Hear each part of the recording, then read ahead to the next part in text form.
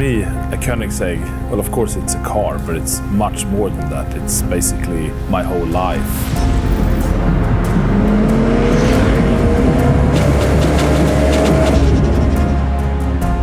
I guess we nailed it to such a degree where we immediately started taking Guinness records for the world's most powerful production car, the fastest. We did some lap records, braking records, acceleration records.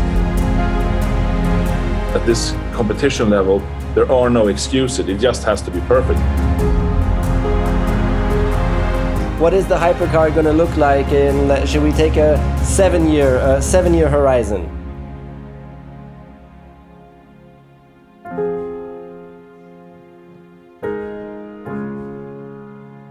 Hello, Christian. Hi, Nico. Good to see you. Hello, good to see you too. Thank you so much for taking the time. My pleasure. We're catching you in the headquarters or at home? Yeah, no, this is in our HQ in my office. So yeah, and you're at home or? So I'm in my office in Monaco. Yeah. Oh, okay. Yeah, cool. We're like in a lucky little bubble here where it's not as bad as everywhere else. So we can move around and have lunches and things like that. It's still manageable. Yeah. So yeah, we are kind of, I guess, similar to the rest of Europe, but we're trying to work as much as we can. It's difficult to build cars at home, so so we're trying to be careful and doing the best, you know. And yeah, it's kind of okay. Hopefully, this thing will get better soon. Yeah. The vaccine's coming out, so. Yeah. Okay. If it's okay, then if it's all right for you, we'll jump right into it. Sure. Yeah. So before starting, I want to share a small story with everybody who's listening and watching, where I first met you, and this was Geneva Motor Show in 2018. And I will be honest that of course I knew Koenigsegg, but I didn't understand like why are people so hyped about it? What's so cool about this? And if you compare it to like a Ferrari or whatever, I was like, okay, why Koenigsegg? And then I met you on the stand, and you came, and it was the carbon Agera or Regera, I'm not sure, one of eight, and you opened the back end of it completely, and then you arrived and you took the time kindly, like for 5 minutes, to explain to me. And I got goosebumps because, and it doesn't happen to me very often, but I got goosebumps by your passion and by your unbelievable talent for details. Like, it was not a car, it was a piece of art. And so when I walked away from there, everything changed in my mind, and I 100% understood why Koenigsegg is successful. So this was my first and only meeting so far with you, and it really had quite an impact. Well, I'm glad to hear. I mean, that is what we strive for. We put so much passion, energy, and time into every little molecule and every little function of our cars. And sometimes, you know, you don't know if it will go by unnoticed. But at the same time, I believe that is what has given us the right to exist in this very tough market, that we try to leave nothing at chance and really put our best effort into every aspect.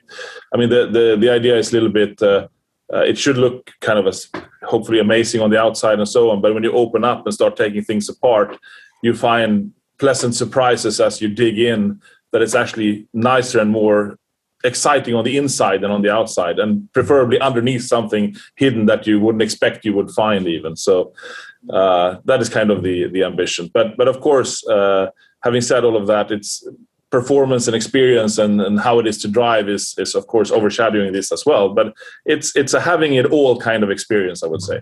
That is our objective. Yeah, well, I can confirm that once I looked underneath the bonnet, it was absolutely phenomenal. So it's those details where when you go deep, and it really shows how much a company cares, you know, also for the product. And this is your greatest excellence, is how much you care for every single detail, even if it's something that maybe even the customer won't always see, but it's there. Exactly. I mean, the ethos of the company has always been every little money we make, we kind of throw back into the cars, because that is our best investment. And that's what we've been doing for over 20 years. So. Very impressive. Can I come back then to the birth of this passion of yours? Where do you remember moments in your life where suddenly it like clicked and you said, "Wow, I have this passion for engineering, detail, and cars"? Was there a specific moment? Oh yes. Well, at least there's a first memory. I mean, I get the question a lot, of course. So how come you build cars, and how does this interest start? Like your question now, and I used to just answer, well, I have a great interest in cars. I love cars, and then the comeback is always, yeah, but a lot of people have that. True. So then I started thinking about the first memory I ever had about wanting to build a car. And it was when I was like 6-7 years old. I went to the cinema with my father, and there was this Norwegian puppet movie called Pinchcliffe Grand Prix. I don't know if you have seen it or not, but it's an amazing story about a bicycle repairman who lives on a small mountaintop in Norway, and he's kind of an inventor guy, and he wants to build a kind of Le Mans style racer car. With his helpers up there in his bicycle shop, and he creates this crazy monster of a car, not according to any rule book, I would say, but it has like a 12-liter engine in the front and a rocket engine in the rear and radars and all weird kind of things, and it's all hand built in a funky way. And then, of course, he goes to race, and he races against the kind of famous brands of normal kind of Le Mans cars, and of course he wins. And I remember walking out of that film, and apparently my father told me afterwards as well that I said, that's what I want to do when I grow up. I want to be that bicycle repairman. I want to build this crazy car that beats everything. And ever since, I've been doodling cars, and all the pocket money I got, I bought car magazines, and I kind of studied them like this, very, very close to look at the details. Why is that screw there? Why is that door handle like that? Why are the wing mirrors different? That rubber seal looks different on this car than that car. Because that's how I thought I would learn how to build cars, by reading car magazines. I mean, that's not the normal way of doing it, of course. You go to school or university or something. But I thought I can absorb what everyone else did and try to figure out why they did it a certain way, so I could figure out how I would do it my way. And you can call that crazy approach for whatever you want, but I think it actually kind of set the tone and the mindset for how we operate. It's like, first, of course, checking what others are doing, but then coming up with our own way of doing it that we hope and believe and sometimes is maybe better, So that is, I think, the story in a nutshell. And I never lost the passion over the years. I always had it in the back of my mind. So as soon as I could get out of school, I started my first company when I was 19 with the ambition of trying to make some money so I could start a car company. So I had some invention ideas. I mean, I like technical things in general, but cars especially. So I had some technical ideas. I thought I could maybe patent and make some money off easier than cars, so I could use that money to build cars. If you've seen this wooden click floor, my now wife, who was my girlfriend back then, her father was in the wooden floor industry, and I said there must be some better way of putting these planks together. So came up with this click floor idea. I did some patent research. He kind of didn't think it was such an amazing idea, and then I left it the wayside. But that became later on a world standard for putting flooring tiles together. So that's pretty cool. I did some trading, buying and selling everything from plastic bag pens to frozen chicken. I had a few employees, and 3 years later, I felt I had made a little bit of money. That should be enough to make kind of a first prototype. So when I was 22 back in 94, I sat down at my computer, opened up Windows Paint, and started drawing the first sports car that I wanted to produce. And since that day, I never stopped.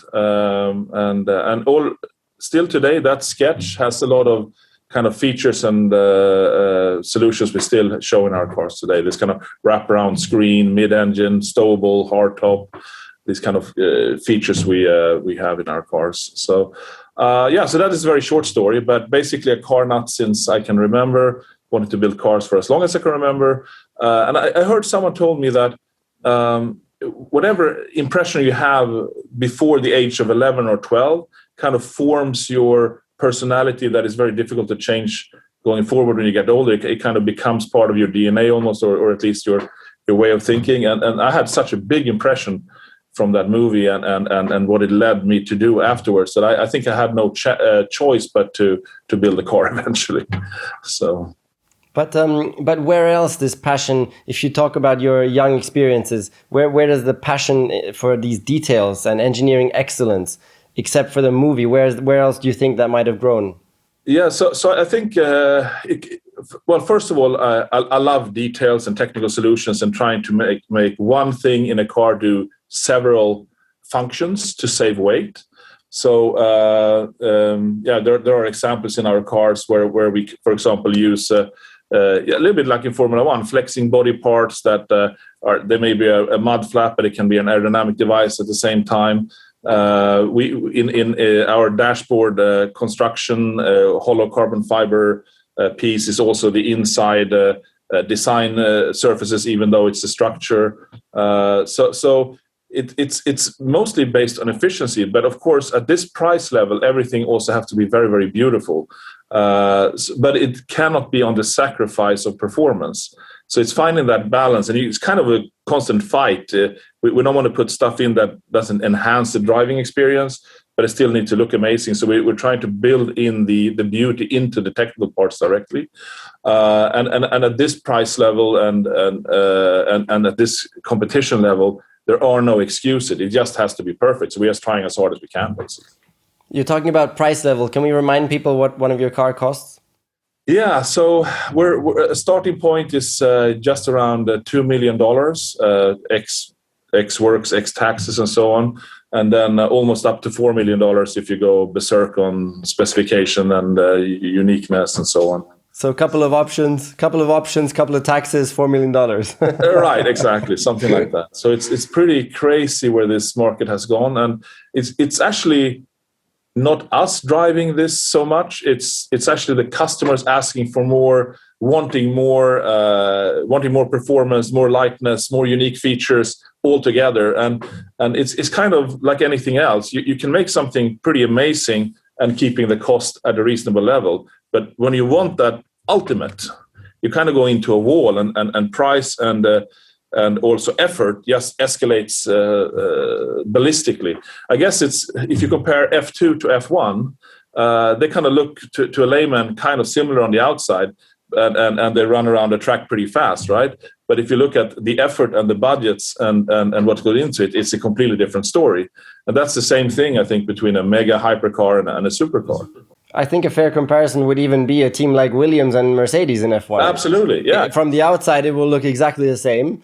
And from the outside, the performance isn't far off either. But if you go into the details of what it looks like, of the technical finesse of finishing, of the performance, then there is a very clear step in the details.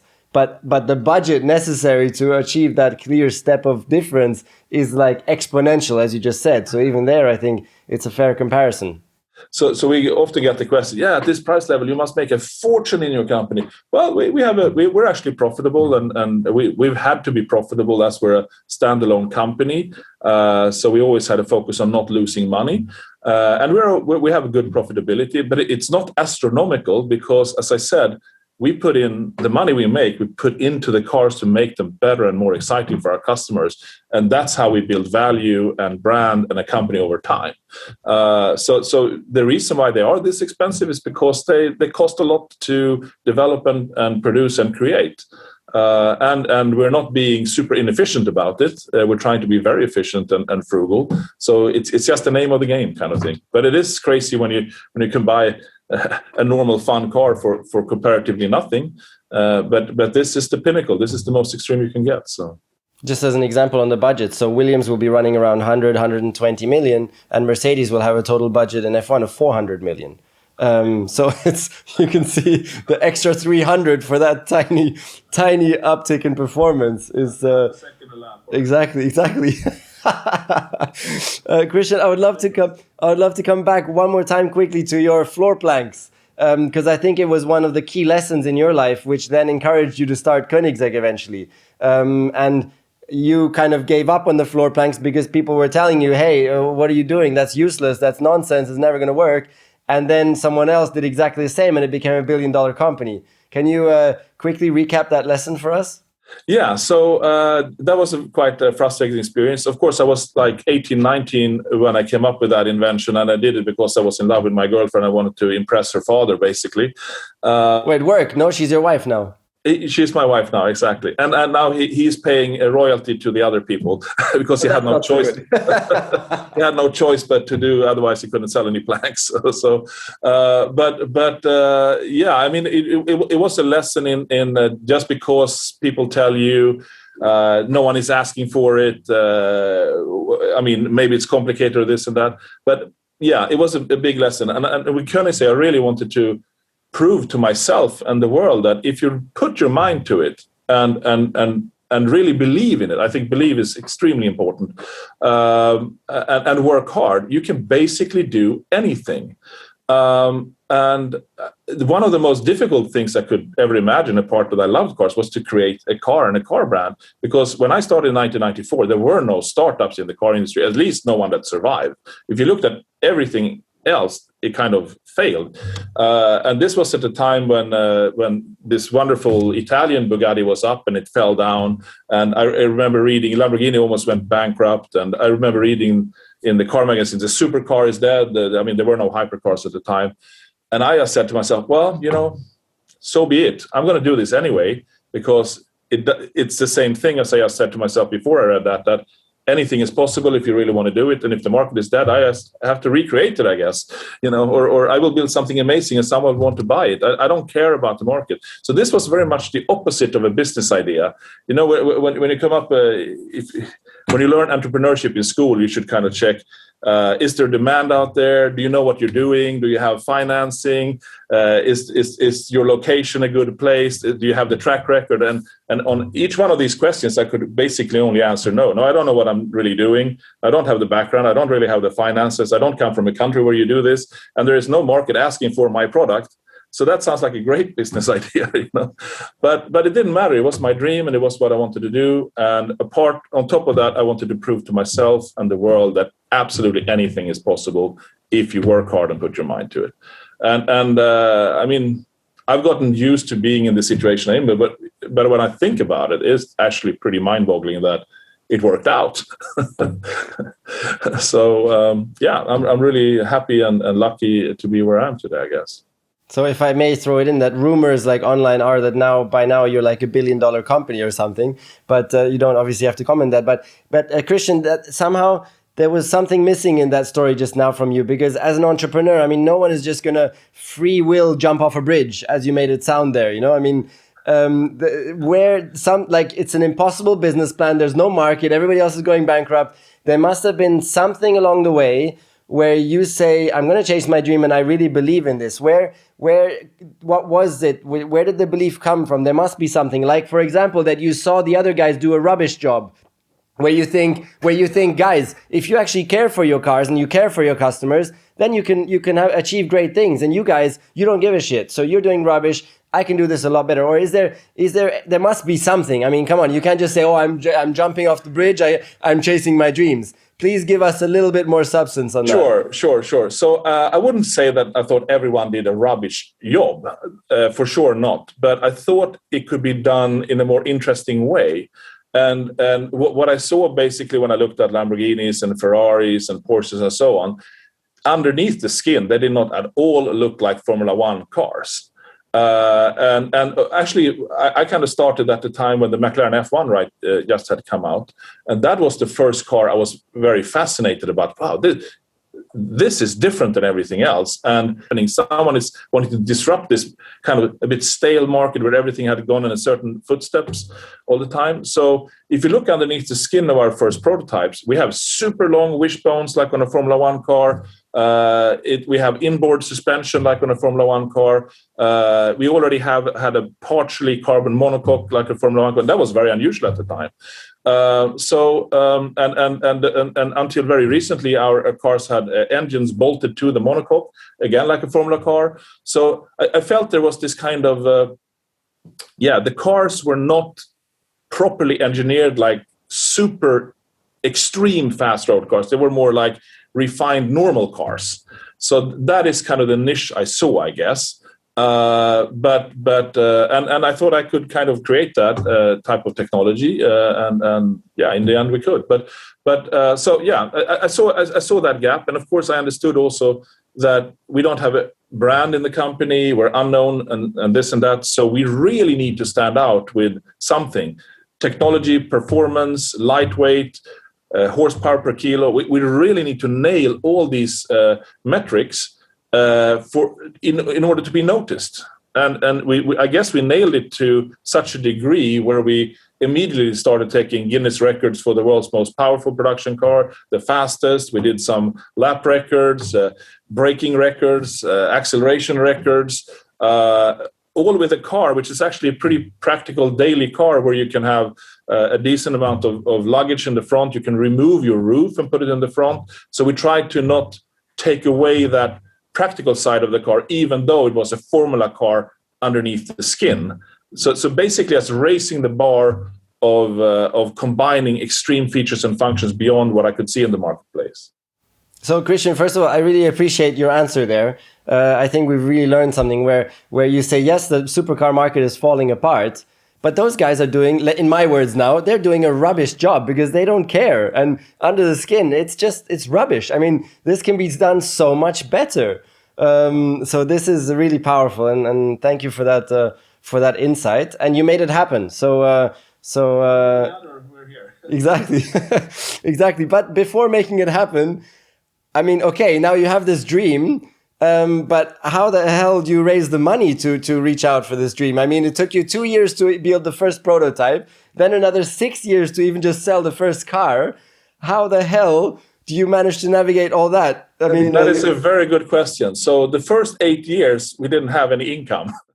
That doesn't sound like a good idea. It was absolutely useless business from that point of view. So yeah, I made a little bit of money in my first business. That lasted probably 8 months of the prototype building.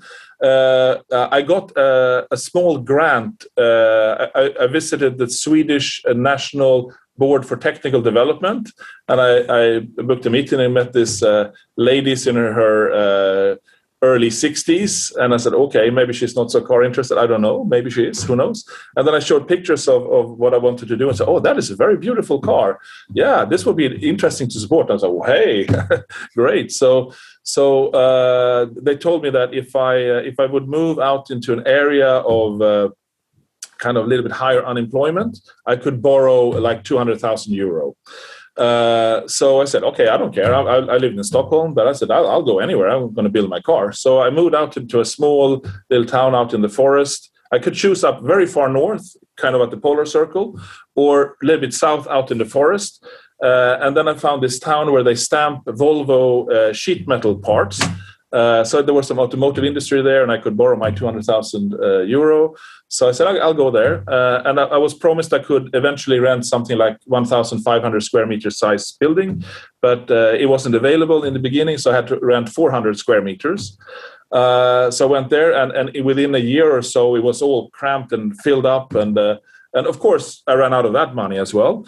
And at that time, my father is kind of a serial entrepreneur. He's retired now. He's over 8 years old, but he's a serial entrepreneur, and he had sold off a partnership in a company, and yeah, we had never worked together. And he's a horseman. He used to spend a lot of time with my two sisters in the kind of pony show jumping stuff and like that. So we were not so much together as when I was a young boy. So he said, it would be fun to do something together. And I said, yeah, well, I'm totally broke here and I'm halfway through my first prototype. Yeah, maybe I can give you kind of a little bridge loan and help you out a little bit. So he actually came down and lived in my one room apartment in this town of Olofström. He lived on a bunk bed in my hallway. And what was supposed to be like 2-3 months became like 2.5 years or something. And the bridge loan became a little bit bigger.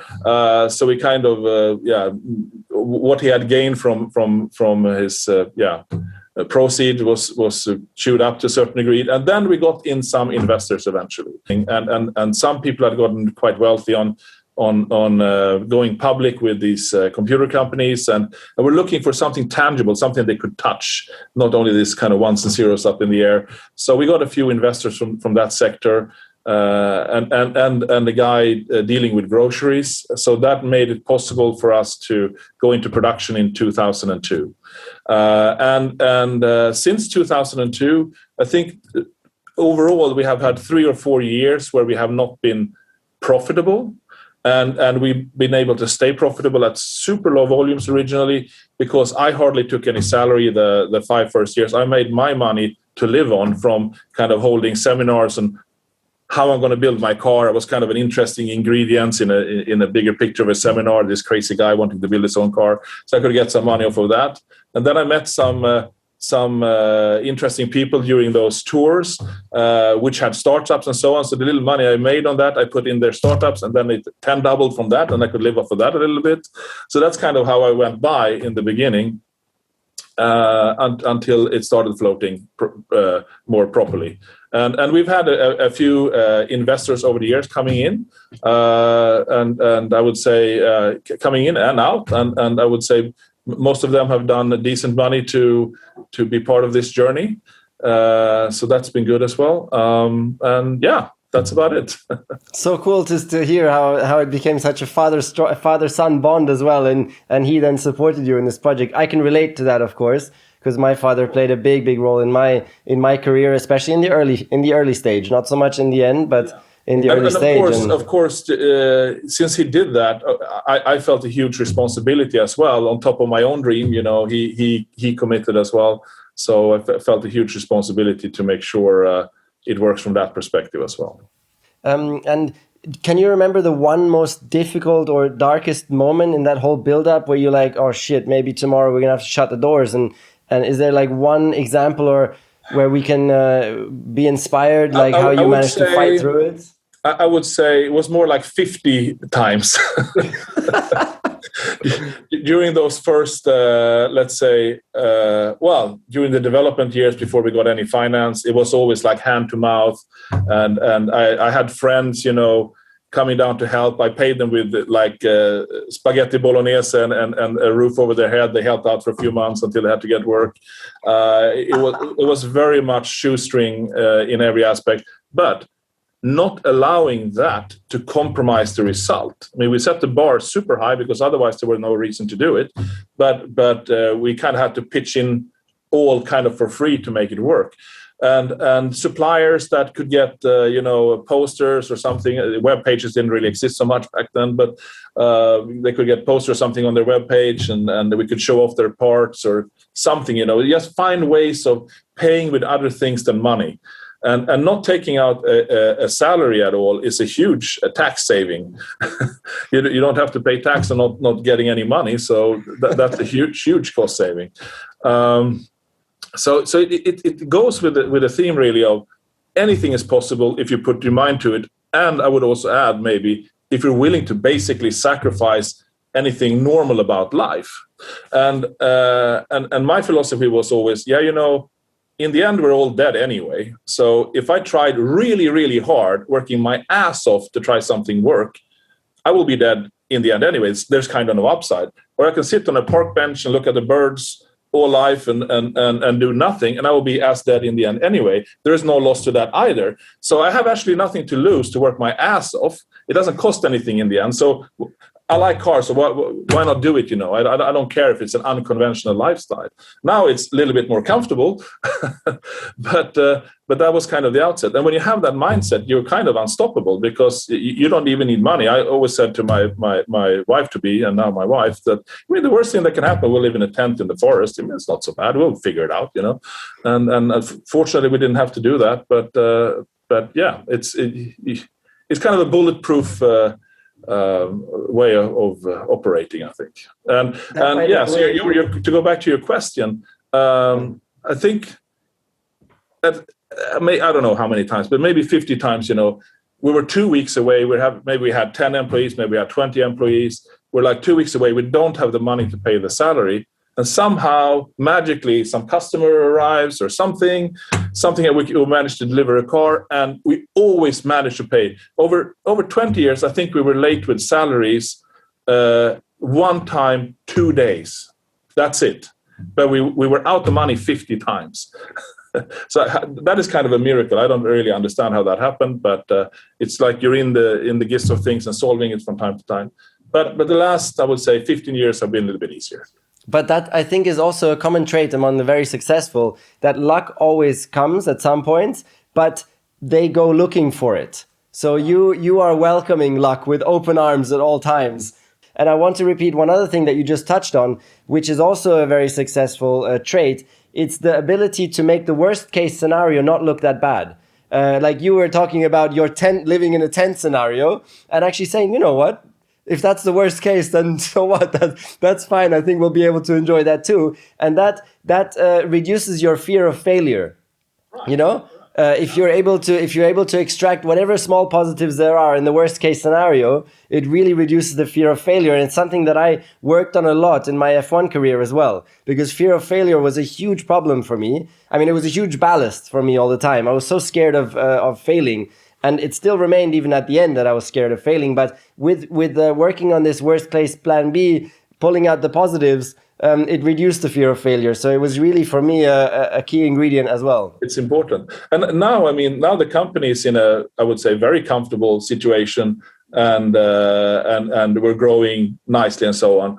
And but we are starting some projects where we're again putting we're putting things a little bit on the edge, because again, that's what you're supposed to do when you have a platform. But I don't think we should just sit and be comfortable where we are. And I guess that's also why we did the Regera. It's just something completely different. And our customers were not asking for a hyper mega car, which you don't shift. I mean, shifting is fun. I love shifting. In the Jesko you shift. But the experience of the Regera, of this instant, massive surge of roaring, electrified torque, is so addictive. And I have people getting into the car, say, yeah, but I like to shift. Yeah, I know, I also like to shift, but you have a go, And then they blast around it, and then they come back. So I was this and that and that. Yeah, so what about shifting? I didn't even think about that. And that was the whole idea about that car.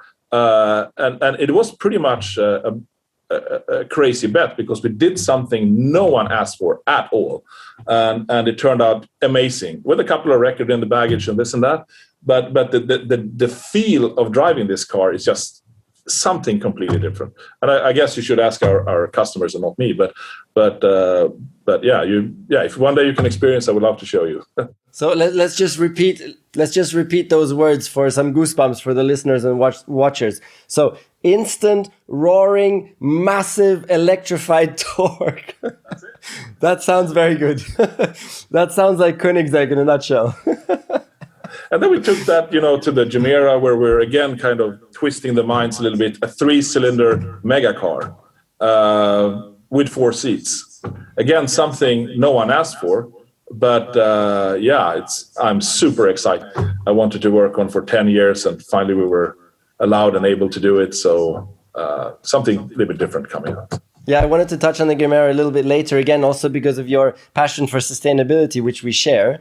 But if it's okay, I just want to stick with where we are for now, with you saying how you're putting the company on the line again now, and not staying in this comfortable zone, but pushing into the difficulty and into the unknowns. And I think that's also such an important lesson for everybody, that it's in discomfort that you grow. You grow as individuals, you grow as companies, and you grow in your well-being also, because comfort just becomes boring, and you just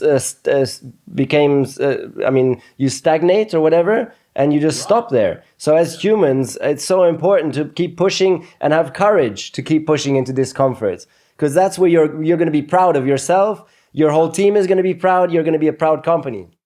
I would say comfort, and just dawned on me now, comfort kind of makes you dumb because it turns off your sensors, and you get blunt. It's not sharp anymore, and also this point you were onto. So in the company, when I talk to the guys and girls I work with, they say, yeah, but this is so tough, and why are we doing this? And this, yeah, well, you have something to tell your grandchildren about. I mean, I think that is apart from getting remuneration and learning stuff and so on, to me, it's, of course, we want to push the the environmental envelope in this industry and potentially maybe later on in other industries. But it's also something to tell your grandchildren about. We did this in small Ängelholm in Sweden, basically in a potato field in nowhere, and we just put the stake down. And this is what we're going to do, and we did it. And that is just a fun story to tell your grandchildren about, I think. And speaking about grandchildren and inspiration, you're inspired by Elon and Richard Branson, Elon Musk, I believe. What is like? Can you pinpoint one thing where you've been like, okay, that's magical, and I want to be like that? Or is there one example from one of the two of them?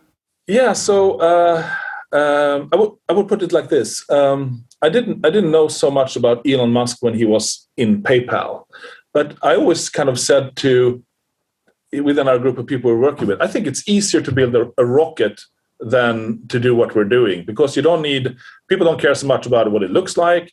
There is no ergonomics to compare with other rocket ships so much that you have to compete with. You don't have to crash test them. Okay, there are other challenges there, of course. But I always said, you can go probably buy an old. This was in the 90s when the Iron Curtain had fallen. So I said, you can probably go and buy like an old rocket in Russia, hack it with a modern laptop. I mean, they flew to the moon with the power of a pocket calculator. So like a 90s laptop, an old rocket, you can probably hijack that thing and make your own rocket fly, and pretty easily. And then I suddenly read about this guy in early 2000s. So he sold this PayPal thing that everyone knew about, and he's going to build rockets. Holy shit. And he's probably going to do a rush and buy one first, but that didn't work out. So I got really fascinated when I read that, because it resonated with my way of thinking. And I clearly liked that. I mean, he didn't take his billions and relax and get comfortable. He was going to take his PayPal money and build rockets. So amazing. Yeah, that's what you need to do, So I followed him ever since, and he never disappointed in entertainment throughout the years. And then suddenly after that, he started building cars, which made it even more interesting. So actually talking about that, as I said, I bought some shares when I couldn't have really salary. Yeah, so I bought Tesla shares the day after the IPO, and never looked back on that one. I think I got first I got in at 32, then on 17 because it dipped, and now it's the equivalent of 3,000 or something. Oh my goodness! And you kept your shares the whole time? I have kept them. Yeah, I've kept them. Oh my! Because I was so fascinated. This guy, he's onto something here, and he has this kind of mindset I like. So. That's amazing. What a great story. It was only a small amount, but even a small amount, becomes big with that kind of development. So. Yeah. So very fascinated. Love the way of thinking.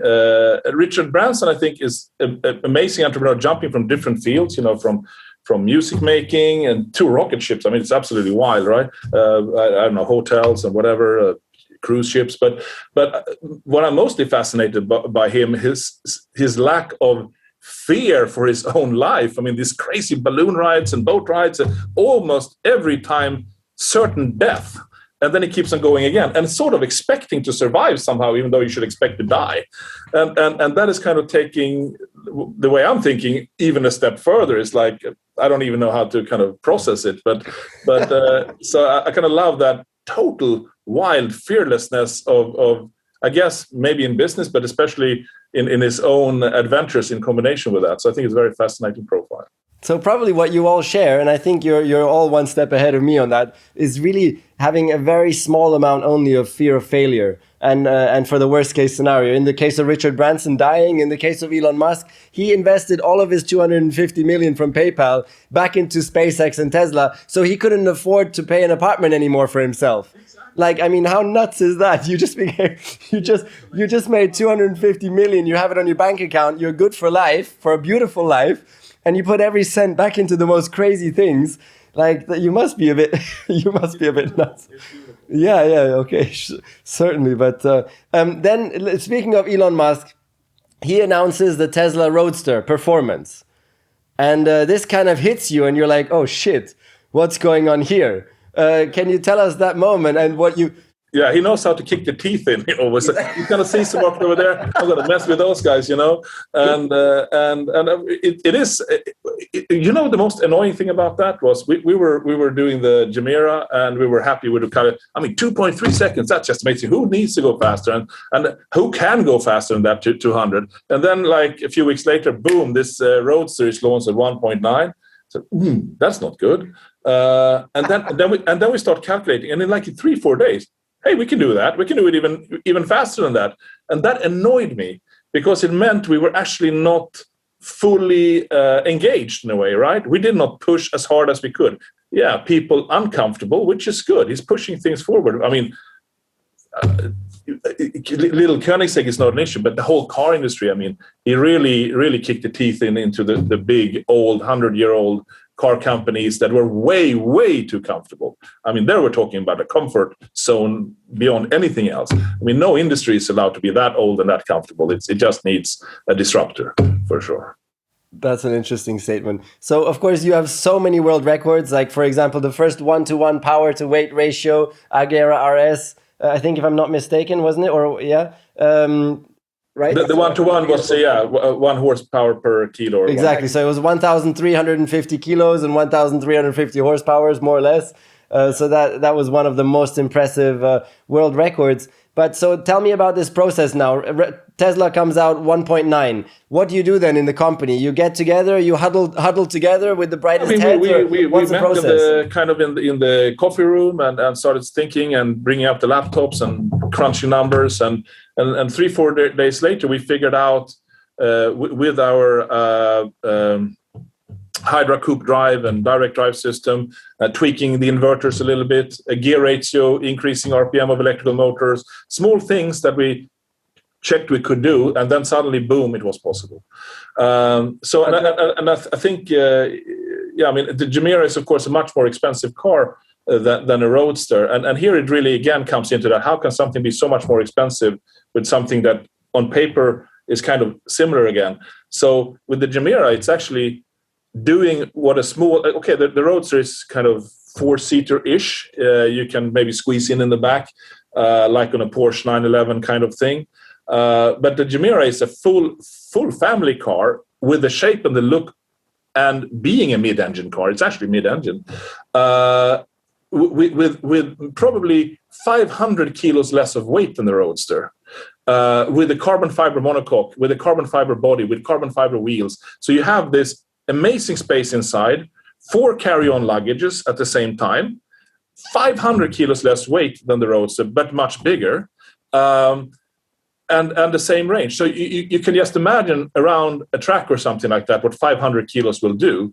And then you're actually in a completely different environment than a small sports car. So and the volume we build these cars in are, of course, much smaller than the Roadster, and the level of bespokeness, how you can make the car unique, is much higher. So there you again hit the wall of cost. But for the connoisseur who wants something beyond extreme and unique, the Jumeirah is for them. And for anyone who just want a great bang for the buck and have a lot of fun and a great car, the Roadster is for them. And I guess many will actually buy both if you have the opportunity, because they're both exciting in their own right. Yeah. But in these magical creation moments, I've heard that the biggest bang comes when you pull out your iPad and you go on Microsoft Paint. Is that correct? Yeah. So I'm not an engineer. I'm nothing. I'm just a crazy entrepreneur, I guess. I'm very much into the technical details. I'm very much into physics. I love physics in general, and I try to, everything we do kind of with Koenigsegg, and from my perspective, is always from a physical point of view. What can materials do? How can we go to the maximum point of loading of structures and stuff like that? Aerodynamics with ergonomics, with packaging, with safety. This is kind of when things gel together, when it's beyond engineering and it's more like emotional and fluid, and that is where I come into the picture. And what I do is I walk around our engineering and design landscape, and I kind of look at people's computer screens. Oh, can you screen dump that for me? And then they send screen dumps to me, and then I go into Paint, and I draw a lot of arrows and curves and things on their screen dumps, and what do you think about this? And I send it back. That's how I work in engineering. So Paint and email, those are my two tools. And what was the biggest Microsoft Paint moment in the history of Koenigsegg? Well, I guess it must have been the first sketch of that yellow Roadster I did back in 1994. But I probably do like 3 or 4 paint sessions a day. So some are more important than others. Maybe the layout of the direct drive powertrain, or I don't know. It's yeah. So. And so now you've got the Gemera out, which I also love from the point of view that you as a company are positioning yourself more and more strongly in the field of sustainability, which is what I'm on. I'm fully focused as an entrepreneur on sustainability. And so it's been really cool to see what you're doing with the Gemera already, with the biofuels. Can you explain that in what you've done there? I would love to. So to me, I've been extremely concerned about the environment and the human impact on Earth. And actually, one of the reasons why I wanted to become an entrepreneur so early was that I always believed that when I'm old and when I'm grown up, the world has gone to hell. It's gone. So if I want to do something, I want to have an impact, I better start early, because there will be nothing left when I'm old. So that's kind of a pessimistic approach. But again, that drove me to do stuff, because I wouldn't want to miss the opportunity to impact and have an exciting life before it's too late. But that also kept in the back of my mind the environmental aspect, which was one of the critical scenarios I saw in front of me. Because already when I was a kid, there was talk about this, not to the level of today, but it's always been bubbling in the background a little bit.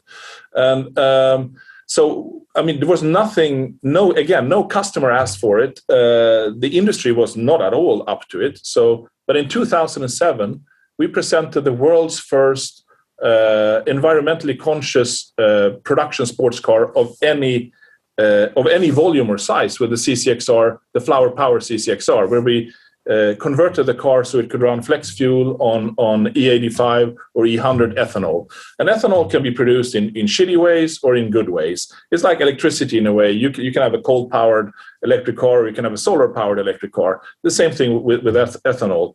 To have the good stuff, it's difficult to produce in high volumes today, but there are more and more renewable liquid fuels coming into play, even solar fuels, where you can convert solar energy into liquid fuels like butanol and so on through algae.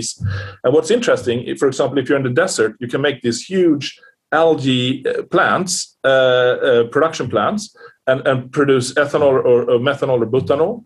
And then you can transport those in trucks running on that fuel to places of need, for example, in Europe. You can't do that with electricity from the desert in Africa, because the power lines just loses too much. So you can take the sun, package it into liquid, and place it somewhere else. Of course, you don't have the same energy efficiency, but you have to remember the energy came from the sun. And if you transport it with the liquid from the sun, it doesn't matter so much if it's efficient or not, because you just capture the energy of the sun from the beginning that would have been wasted in the desert otherwise. So we are kind of working heavily with electrification. We're developing our own e-motors, our own inverters, our own battery packs to the most extreme level that we've seen. But we're also working with refining the combustion engine for renewable fuels. And the reason for that is, with sports cars especially, weight is an issue, and if you have a big battery pack, they're very, very heavy. But we also see it from a different perspective, because we can use this renewable fuel combustion engine technology for aspects which are not good for electrification yet. For example, marine use, aerospace use, and to make sports cars lighter, with the hybridization running on electricity and renewable fuels, and thereby also not overloading the cell production, which is going to be a scarcity for the next 5 to 10 years. There's going to be a much bigger need for cells than is going to be produced, even though there are so many gigafactories of battery cells coming up. There's no way they can keep up with demand. And even though there's going to be a huge influx of electric cars, even though they're restricted by battery cells for the time being, those cars will pile up at all the charge stations. So because the infrastructure will not be fast enough compared to how fast the cars can be built, even though they're restricted by cells. So we see it's better for the environment that we help also on the side of combustion to make that renewable, that shrinking market that helps mobility, and that would otherwise have to be kind of fossil fuel based, we want to make sure that is renewable based with engines that consume very little, so the alcohols, the good alcohols, last longer, and we mix that with hybridization to make it last even longer. And eventually, of course, electrification will completely take over when there is no cell shortage and when the battery packs become lighter, cheaper, and smaller, and so on and so on. But for the next 5 to 10 years, we can help the environment of doing the not so obvious thing of also developing combustion engines for renewable fuel. So that's why we did the Tiny Friendly Giant. And that's why we did the Gemera, to be allowed to create that engine where we can put it in also marine use, also small aeroplanes running on renewable alcohols instead of diesel or like heavily leaded avgas fuels, combining it with electrification or not. I guess... And the final word on this is probably, we produce so few sports cars that we could almost put any kind of fuel into them and they wouldn't have a huge environmental impact. But even with these kind of low volumes, we can create technology, we can have a bigger impact where we can spin it out to other things, as I said. But also our customers, they want to feel good about what they drive and what they buy. And you actually don't need a sports car. You can drive a completely normal car to get from A to B. You buy a sports car for emotional reasons and to experience performance and so on. And then you want to experience that with as little bad consciousness as possible. So therefore, it's also important from that perspective as a competitive advantage. Yeah, sorry for rambling on.